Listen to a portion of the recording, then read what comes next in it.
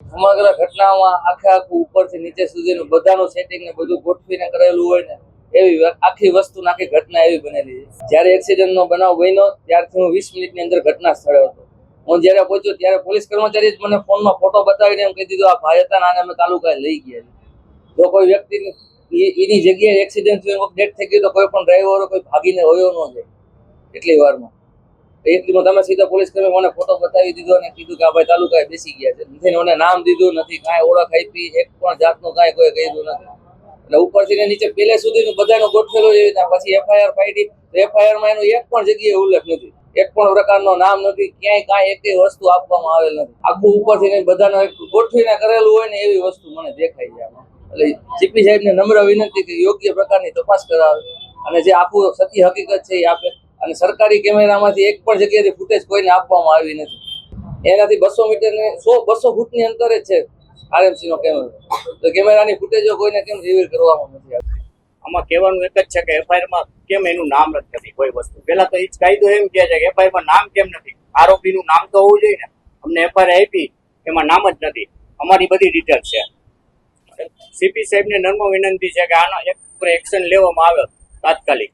એના પરિવાર જોડે જો થયું હોય તો આ વસ્તુ તો કેમ લે એક્શન તરત જ?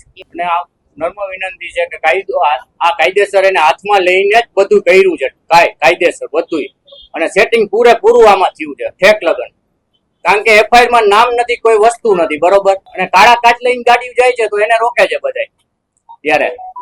અને આ તો કાયદેસર એને જીવ જ લઈ લીધો છે, બરોબર. તો એને પર કેમ એક્શન નથી લેતા સરકાર?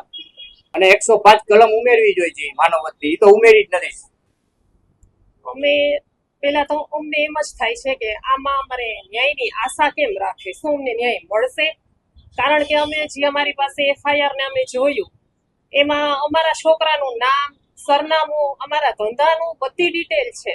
પણ આમાં જે આરોપી છે એનું ક્યાંય નામ નથી, એના સરનામું, એના પેરેન્ટ્સનું, એમાં કોઈ એની ડિટેલ દર્શાવી જ નથી. અને એફઆઈઆરમાં માનવવધની જે કલમ હોય એ પણ લગાડી નથી.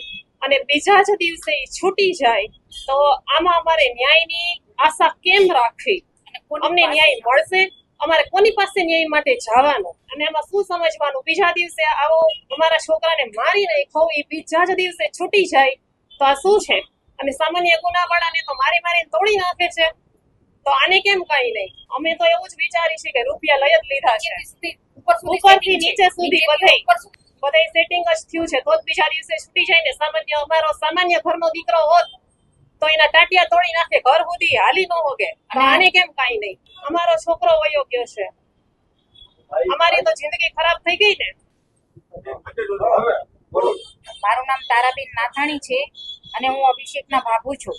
આ ઘટના વિશે એવું કહેવાનું મારું થાય છે કે અમારા દીકરાની હજી ચિત્તા ઠરી નથી, ત્યાં આરોપી છૂટી ગયો છે. હજી 24 કલાક થયા નથી તો આરોપી છૂટી ગયો.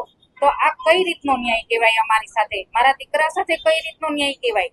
અમારી માંગ એ છે કે અમને સંતોષકારક ન્યાય આપો. અને જેણે આ એક્સિડન્ટ કરેલું છે કે જે આ બનાવ બનેલો છે એની ઉપર હજી સુધી માનવવધની કલમ લગાડેલી નથી. તો એની ઉપર માનવવધની કલમ લાગે અને કાયદેસરના પગલા થાય, યોગ્ય ન્યાય થાય એવી અમારી માંગ છે.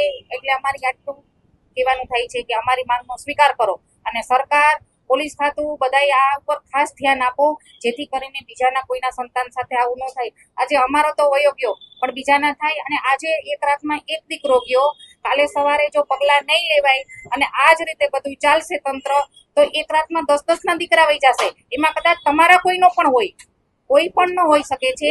એટલે પોલીસ ખાતાથી માંડી ગવર્નર સુધી, ગૃહમંત્રી સુધીની મારી એક જ માંગ છે કે આમાં યોગ્ય ન્યાય કરો, યોગ્ય ન્યાય કરો, યોગ્ય ન્યાય કરો.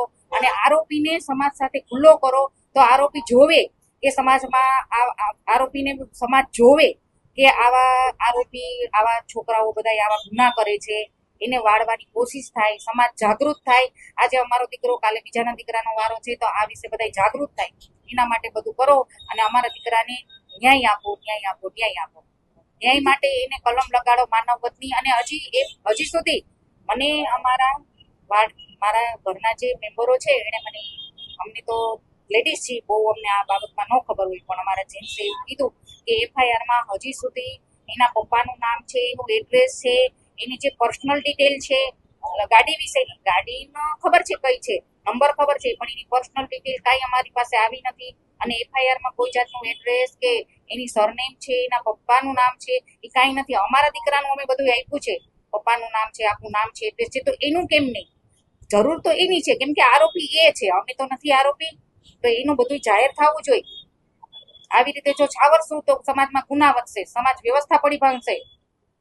એટલે અમારી અરજી સ્વીકારે અને આમાં યોગ્ય ન્યાય કરે. અને કદાચ આમાં અમને અમારા દીકરાને સંતોષકારક ન્યાય નહીં મળે તો અમારી ત્યાં સુધી તૈયારી છે કે અમે અહીંથી ઘરે નહીં જાય, અમે અહીં ધરણા ઉપર બેસવા સુધી